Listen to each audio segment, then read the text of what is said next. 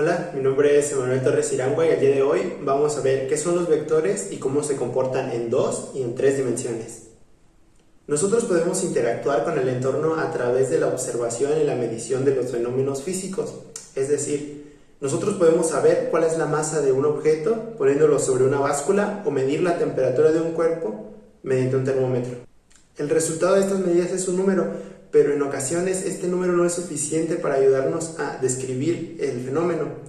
Para ello, las magnitudes físicas se dividen en dos grupos, las magnitudes escalares y las magnitudes vectoriales. Las magnitudes escalares son todas aquellas con las que nos basta un número y su unidad de medida para saber del fenómeno que estamos hablando.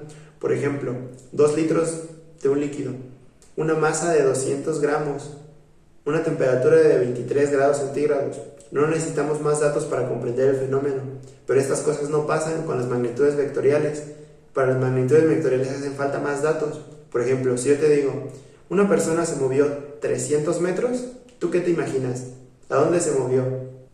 En esa oración hace falta información para que nosotros podamos comprender qué es lo que está pasando con esa persona. Y es aquí donde entran las magnitudes vectoriales. Las cantidades vectoriales también te van a dar información de una magnitud y de una unidad de medida, pero adicional a esto te van a decir una dirección a la que está dirigida esa magnitud. Por ejemplo, una fuerza de 100 newtons hacia la izquierda o una velocidad de 90 kilómetros por hora hacia el sur. Entonces, para completar la frase anterior, si yo te digo que una persona se mueve 300 metros hacia el norte partiendo desde su casa, entonces ya tenemos la información necesaria para podernos imaginar qué es lo que está pasando con esa persona. Ahora que ya conocemos las magnitudes vectoriales, déjame contarte que los vectores son la herramienta que utilizamos para representar estas magnitudes vectoriales. Para representar un vector vamos a usar una flecha como esta y lo vamos a ubicar en un sistema de referencia. El sistema de referencia normalmente va a cambiar para cada uno de los problemas. Nos pueden decir, por ejemplo, que estés arriba, abajo, izquierda o derecha. O podemos usar los puntos cardinales, que serían norte, sur, este y oeste. Aunque el más común, sistema cartesiano, donde tendríamos el eje Y y el eje X. Ahora, vamos a suponer que ya tengo estos dos vectores, el vector verde y el vector negro. Y yo les quiero poner un nombre para identificarlos dentro de mi problema. Para asignarle un nombre a un vector tenemos que usar letras mayúsculas y con una flechita arriba. Por ejemplo, a este lo voy a llamar el vector A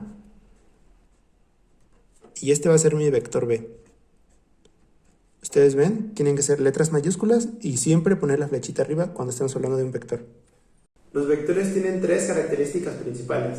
La primera de ellas es el módulo, que hace referencia a la intensidad de la magnitud, es decir, el número con el que la representamos. Por ejemplo, si yo aplico una fuerza muy débil sobre un objeto, el tamaño de ese vector sería muy pequeño y la flecha se representa corta. Pero si yo aplico una fuerza muy grande sobre el mismo objeto, el vector va a ser mucho más grande y entonces la flecha va a ser mucho más larga. La segunda característica es la dirección o la inclinación de tu vector respecto a tu sistema de referencia. Por ejemplo, nosotros podríamos decir que tenemos un vector a 90 grados respecto al eje X o que tenemos un vector a 45 grados respecto al norte. Ya por último, la tercera característica de un vector es su sentido, que nos va a decir hacia dónde apunta la flecha. Por ejemplo, si yo tengo un vector ubicado en el eje X, yo te tengo que decir si ese vector apunta hacia el lado positivo o si apunta hacia el lado negativo.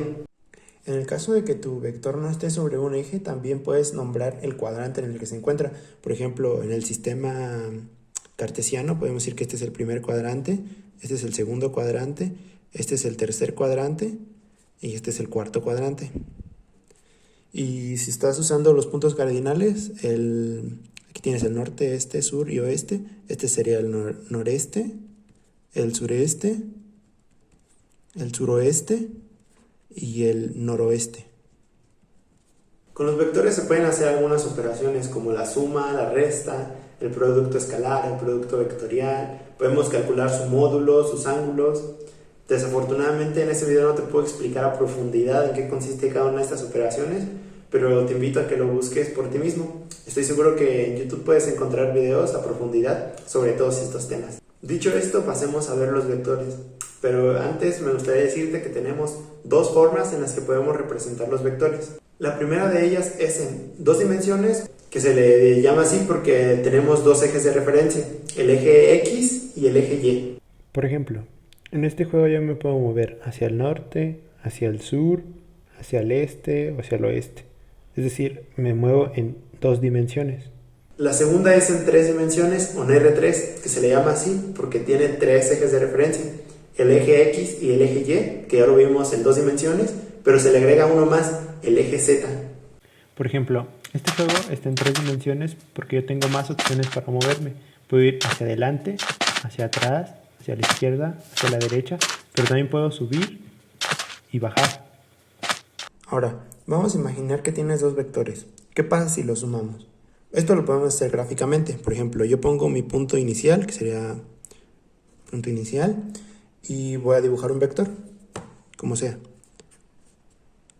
De aquí a aquí. En la punta de este vector, yo tengo que poner otro vector. Vamos a ponerlo que vaya de aquí con otro color. Que vaya de ahí a acá. Y aquí yo voy a seleccionar que este va a ser mi punto final. Entonces, ahora la suma de esos dos vectores la voy a tener cuando yo una el punto inicial con el punto final. Entonces, si este vector se llama A y este vector se llama B, este vector de aquí va a ser la suma de A más B y va a ser otro vector. Supongamos que ya soy un fantasma y puedo atravesar las paredes. Yo quiero ir de este punto inicial a esta misión, por lo tanto generaría un vector de desplazamiento y cuando la termine me voy a mover a la siguiente misión, generando un segundo vector. Pues el vector resultante que describe el desplazamiento total que he tenido, es decir, la suma de los dos vectores anteriores es este de aquí, que va del punto inicial a la segunda misión. Ahora veamos qué son los componentes de un vector. Cuando nosotros dibujamos un vector, podemos decir que este tiene vectores componentes. ¿Qué son los vectores componentes? Estos son vectores que se encuentran paralelos a cada uno de los ejes que componen el vector. Por ejemplo, si yo tengo un vector que le llamaremos A, este vector va a tener componentes en X y en Y. Por ejemplo, supongamos que este es mi vector, el vector A. Entonces yo sé que sus componentes se van a ubicar sobre los ejes o paralelos a los ejes Y y X. Eso quiere decir que yo voy a tener mis vectores componentes de aquí a aquí, es decir, aquí iría la flechita, y de aquí a aquí, sobre el eje X. Y estos dos serían mis vectores componentes del vector A. Por lo anterior yo digo que este es mi vector AX y este es mi vector AY. Y ahora, yo sé que si sumo estos dos vectores me tiene que dar el vector A, porque son los vectores que lo componen. Entonces, si yo paso el vector AY aquí, es decir, dibujo esta línea, entonces nosotros podemos ver que el vector A va a ser igual a la suma del vector AX más el vector AY. En tres dimensiones también podemos ver los vectores componentes. Por ejemplo, si yo quiero un vector que vaya de este cubo rojo al otro cubo rojo y considerando que hacia arriba tenemos el eje Z, hacia el frente tenemos el eje X y hacia la derecha tenemos el eje Y, entonces podemos construir los vectores componentes hasta llegar al cubo rojo. Empecemos con el componente en X. 1, 2, 3, 4, 5, 6 y ya llegamos. Entonces, ahora vamos a construir el eje Y. Acuérdense que donde termina el primer vector, empezamos a construir el otro. 1, 2, 3, 4, 5 y ya llegamos. Ahora, necesitamos construir en el eje Z. 1, 2, 3. Es decir, que los componentes vectores del vector que va del cubo rojo al otro cubo rojo son 6 en X, 5 en Y y 3 en Z. Nosotros podemos medir el módulo de un vector, es decir, la distancia que hay entre la punta y la cola, a partir del teorema de Pitágoras. Y esto lo podemos hacer tanto en 2 como en 3 dimensiones. Este de acá es el teorema de Pitágoras y es el que vamos a usar para poder encontrar el módulo cuando estamos en 2 dimensiones. En este caso, C vendría a ser el módulo que queremos calcular y A y B podrían ser las componentes vectoriales. Este de acá sería el mismo teorema de Pitágoras, pero para cuando queremos encontrar el módulo de un vector que está en 3 dimensiones. Ahora, hay que hacernos una pregunta interesante. ¿Cuál creen que sea la distancia de este bloque rojo a aquel bloque rojo directa? Es decir, de aquí un vector hacia acá. Ahora que ya sabemos que podemos calcular la distancia entre este bloque y ese bloque usando el teorema de Pitágoras, solo nos queda contar cuántos cubos hay en cada eje. Sabemos que aquí hay 6 cubos en el eje X, 5 cubos en el eje Y y 3 cubos en el eje Z. Entonces vamos a calcularlo. Ahora, nosotros ya sabemos que esta es la fórmula de Pitágoras para encontrar el módulo en 3 dimensiones. Entonces ahora vamos a pasar nuestros datos acá. En el eje X teníamos 6 bloques, en el eje Y teníamos 5 bloques y en el eje Z teníamos 3 bloques. Ahora vamos a sustituir, como yo quiero encontrar D, voy a usar esta fórmula. D es igual a la raíz cuadrada de A, voy a tomar 6 al cuadrado más 5 al cuadrado más 3 al cuadrado.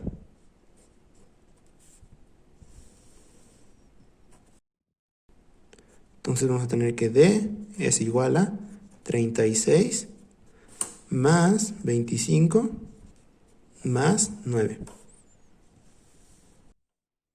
Si nosotros sumamos todo eso, vamos a tener que D es igual a la raíz de 70, que es aproximadamente 8.3. Y esa sería la distancia que hay de un bloque a otro. Las magnitudes vectoriales las puedes encontrar en muchos lados, así que ponte a imaginar cuántas cosas en tu vida diaria puedes representar con vectores. Por ejemplo, si vas en un auto, podemos tener un vector que describa la velocidad que estás teniendo en ese momento. Podemos tener otro vector que describa tu desplazamiento desde que saliste de tu casa hasta el punto en el que vas a llegar. Aunque tampoco necesitas salir de tu casa para ver vectores de desplazamiento y todo esto. Solo mira a tu alrededor. La estructura de tu casa puede ser representada por vectores que están en equilibrio para que tu casa no se caiga. Es por eso que los vectores son tan importantes. Espero que este video te haya ayudado a conocer un poco qué son los vectores y cómo interactúan en el plano y en el espacio. Así que muchas gracias por verlo.